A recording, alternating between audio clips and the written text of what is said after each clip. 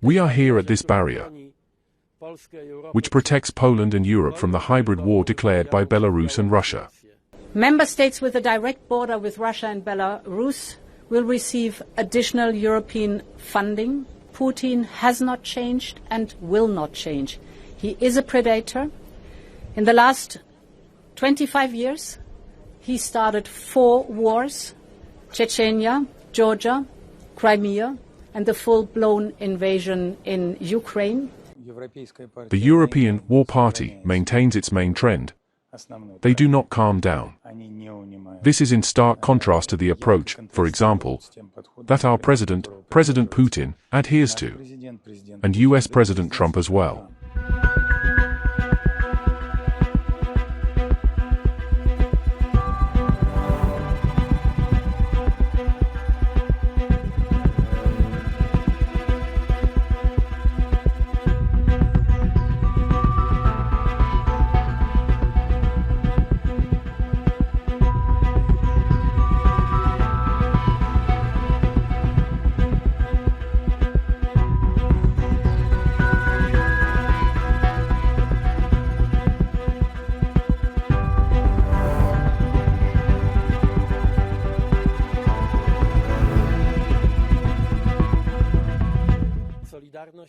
Solidarity was a great dream of independence. It was a great movement, whose task was also to unite Europe and to separate from the evil world, from the then existing empire of evil. And this boundary is just as important today as our dream of freeing ourselves from Soviet domination was back then. Really, for decades, it has been exactly about the same thing. We are here at this barrier, which protects Poland and Europe from the hybrid war declared by Belarus and Russia, from illegal migration. This is not migration at all. These are groups of people organized by Lukashenko and Putin and their services, tasked with physically attacking the Polish and European border. But we talk today also about other installations at the Polish border, and thus the European border, about the East Shield, which is meant to defend Polish Europe from possible Russian aggression. Just like 45 years ago, so and today Poles are taking upon themselves, and with full conviction, this great task, which was then to achieve, and today to maintain independence, but also the security and independence of the entire of the Western world. The threat then from the Soviet Union, today from Russia, is of the same nature. A war is taking place not far from here. This has an additional symbolic significance. Tomorrow we commemorate the anniversary of the outbreak of the most tragic war, World War II. Not far from here, German troops, Hitler's troops met in a fraternal embrace with Soviet troops. That was when Germany and Russia attacked Poland and when World War II began. This place teaches us all what solidarity is, what betrayal means, what security means, how priceless freedom and independence are, and how important it is for us today as the European Union, as NATO, as the entire West, to learn a lesson from these Polish experiences.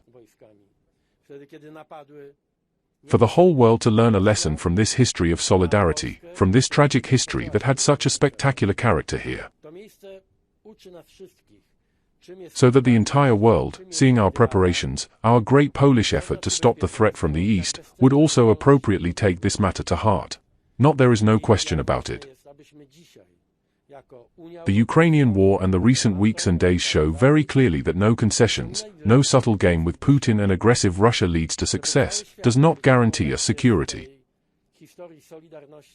Poland, Europe, NATO, and the United States must once again, just like in the past, like 45 years ago when we felt the support of the entire West during the birth of solidarity, they must also be very firm today, determined, and united against this new version of the evil empire. Enough of concessions. We must be strong and well prepared for this.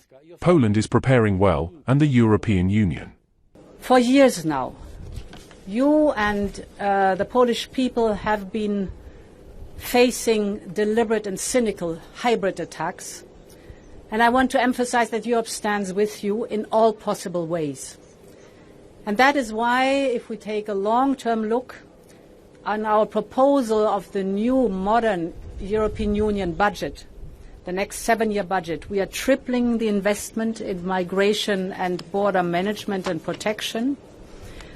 Member states with a direct border with Russia and Belarus will receive additional European funding, because I want to emphasize again that Europe's borders are a shared responsibility. And here we are at a Polish border, but we are also at a European border, and it is a shared responsibility. Dear Donald, it was under your presidency, the Polish presidency, that we agreed on our 800 billion euro defense investment plan. This 800 billion euros can be invested and should be invested till 2030.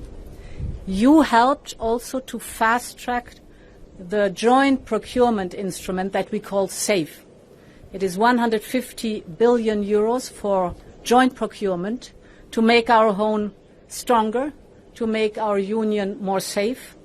And today we see the result. 19 countries have already applied for SAFE. On one hand, we have to care for our own defense posture. We can use the 150 billion of SAFE for our own joint procurement, our own defense, strengthening of our own defense industrial base. But it can also be used to invest in the Ukrainian defense industrial base, because we know that it is for us paramount that Ukraine stays strong and that our neighborhood stays strong and protected. Then there's a second element that under your presidency we agreed, and that is the flexibility of the budget.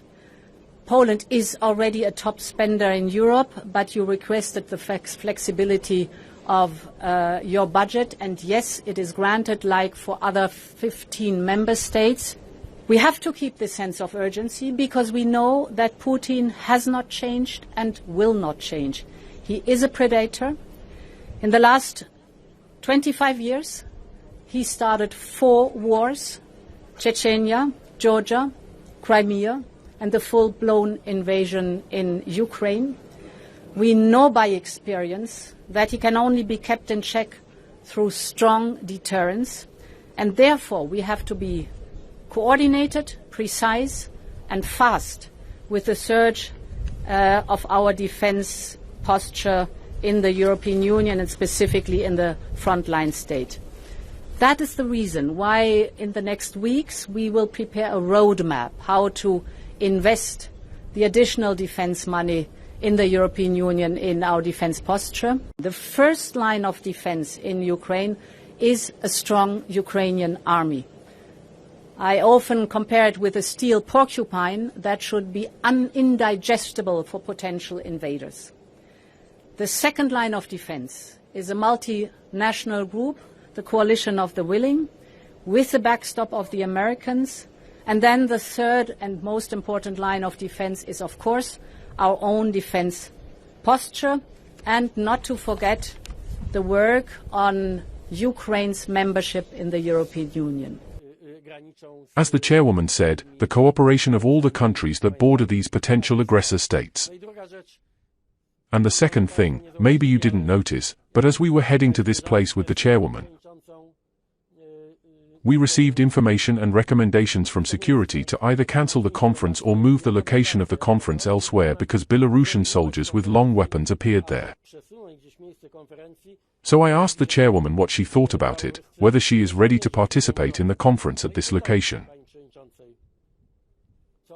And I heard the words I wanted to hear, which are obvious for us here in Poland: zero concessions, none at all, no one will intimidate or worry us here.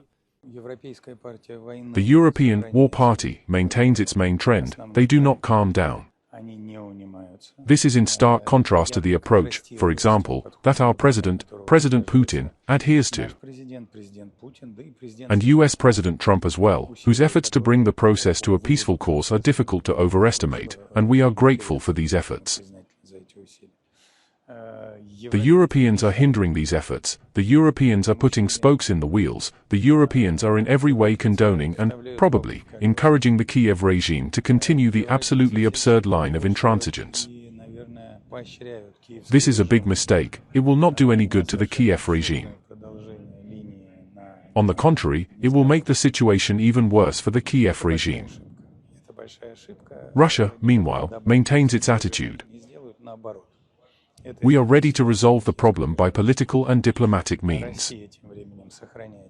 But until we see reciprocity from Kiev, we will continue our special military operation.